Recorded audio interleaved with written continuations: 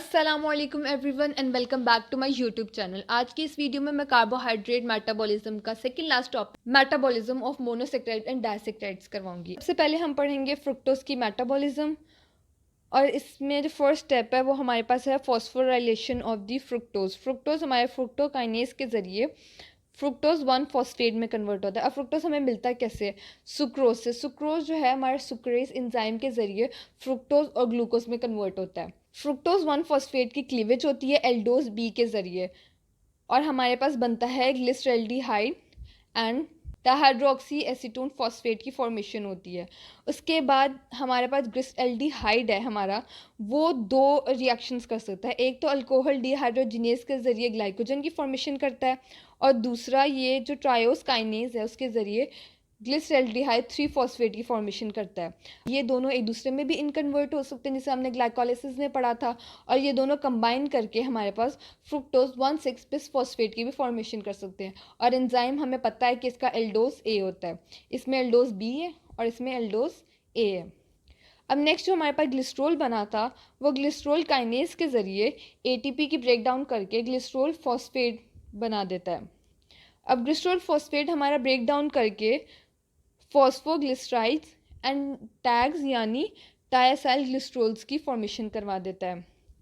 अब जो हमारे पास ग्लिसरल्डिहाइड 3 फॉस्फेट था वो या तो हमारे पास ग्लाइकोलाइसिस करके पायरुवेट की फॉर्मेशन करवा देगा या फिर वही ब्रेक डाउन करवा के हमारे पास डीएचए फॉस्फेट की फॉर्मेशन करवा देगा और वो फिर से दोबारा हमारे पास ग्लिसरॉल फॉस्फेट डिहाइड्रोजिनेज के ज़रिए ग्लिसरॉल फॉस्फेट में कन्वर्ट हो जाएगा। ये हमारे पास है फ्रुक्टोज की मेटाबॉलिज्म और इसमें हमारे पास सिर्फ 2 क्लिनिकल्स हैं जो हमने याद करने हैं। यहाँ पर अगर फॉस्फोराइलेशन फ्रुक्टोज की नहीं होगी, फॉस्फोफ्रुक्टोकाइनेज हमारा एंजाइम ख़राब होगा, तो हमारे पास डिजीज़ हो सकती है फ्रुक्टोसूरिया। इसमें हमारे पास जो फ्रुक्टोज है हमारा एक्यूमुलेट कर जाता है यूरिन के अंदर। अब दूसरा हमारे पास अगर फ्रुक्टोज 1 फॉस्फेट जो है उसकी क्लीवेज ना हो, मतलब कि एल्डोज बी जो है हमारा वो एंजाइम डेफिशिएंट है, तो हमारे पास फ्रुक्टोज पॉइजनिंग या हम कह सकते हैं फ्रुक्टोज इंटॉलरेंस भी हो सकती है। इसमें हमारे पास क्या होता है? हाइपोग्लाइसीमिया होती है, वॉमिटिंग, जॉन्डस एंड हेपेटोमेगालियोस होती है हमें। इसमें हमारे पास जो हिपैटिक का फेलियर होता है इसको ट्रीट करने के लिए हमें रैपिड रिमूवल करवानी होती है fructose and sucrose from the diet. Next हम बात करते हैं सॉर्बिटोल की, और सॉर्बिटोल में हम सेमिनल वेसिकल्स में क्या होता है हमारा ग्लूकोज जो है सॉर्बिटोल में कन्वर्ट होता है एल्डोज रिडक्टेज के ज़रिए, और सॉर्बिटोल डिहाइड्रोजिनेज के ज़रिए हमारा फ्रुक्टोज में कन्वर्ट होता है और हमारे पास NADPH की फॉर्मेशन करवाता है। अब ये जो सॉर्बिटोल होता है हमारा किसी भी मेम्ब्रेन से पास आउट नहीं हो सकता। अगर हमारी ग्लूकोज की कंसनट्रेशन बॉडी में ज़्यादा हो जाएगी, हमारी सॉर्बिटोल की फॉर्मेशन ज़्यादा होगी, वो ज़्यादा होगी और हमारी वो मेम्ब्रेन में से जब पास आउट नहीं हो सकेगी, वो ट्रैप हो जाएगी हमारी मेम्ब्रेन में, तो हमारे पास हाइपरग्लाइसीमिया हो सकता है इसकी वजह से। नेक्स्ट हम पढ़ते हैं गलेक्टोज की मेटाबॉलिज्म। अब गलेक्टोज की मेटाबॉलिज्म हम कैसे पढ़ते हैं?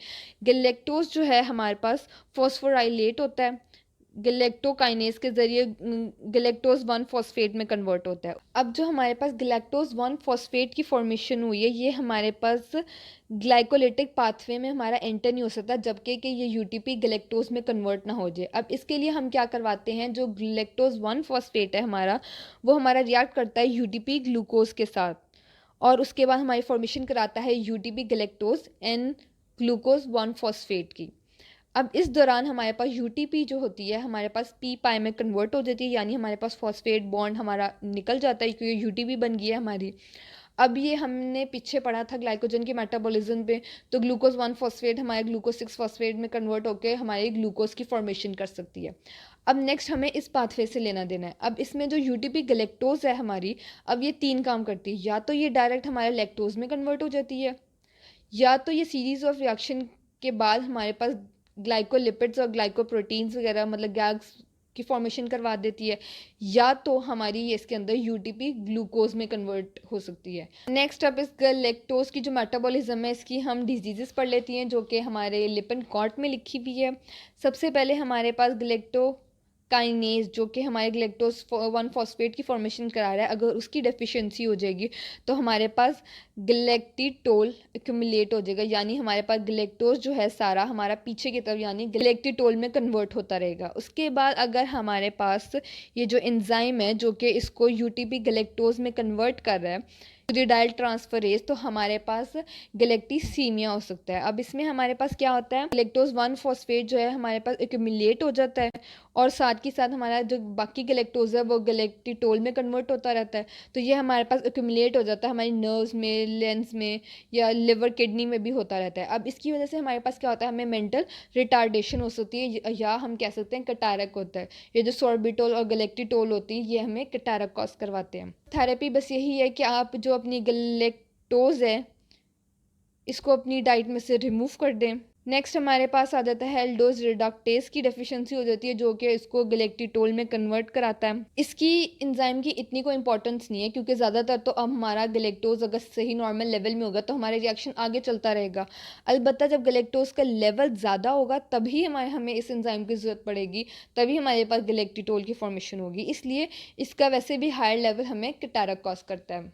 नेक्स्ट हमारे पास जो लास्ट हमारे पास आ जाता है वो है लैक्टोज की मेटाबॉलिज्म। अब इसमें जो सिंपल रिएक्शन है वो सिर्फ इतना सा है कि हमारे पास यूटीपी जो है वो ग्लूकोज और गलेक्टोज के साथ रिएक्ट करवाती है। अब हमें तो पता है कि लैक्टोज हमारा कैसे बनता है, ग्लूकोज और गलेक्टोज से। अब ज़रा फैंसी हमने बस इतना सा काम किया है कि हमने यूटीपी को साथ ज्वाइन कर दिया। यूटीपी गलेक्टोज हमारा जो है ग्लूकोज के साथ रिएक्ट करता है और लैक्टोज की फॉर्मेशन कराता है और उसमें से जो यूटीपी है हमारा वो अलग हो जाता है। अब ये एंजाइम कौन इसको कैटालाइज कराता है, वो है लैक्टोज सिंथेज। अब ये एंजाइम भी हमें कोई आराम से नहीं मिल जाता, ये हमें मिलता है दो प्रोटीन्स को साथ ज्वाइन करने से, protein A and protein B. जो protein A in many tissues it is present, जबकि जो प्रोटीन बी है वो हमारे पास सिर्फ मेमोरी ग्लैंड्स में प्रेजेंट होता है और ये दोनों मिलकर हमारे पास लैक्टोज सिंथेज की फॉर्मेशन कराते हैं जो कि इस रिएक्शन को कैटालाइज कराते हैं। यहाँ हो गया आपका ये भी चैप्टर कंप्लीट। खुदा हाफिज़।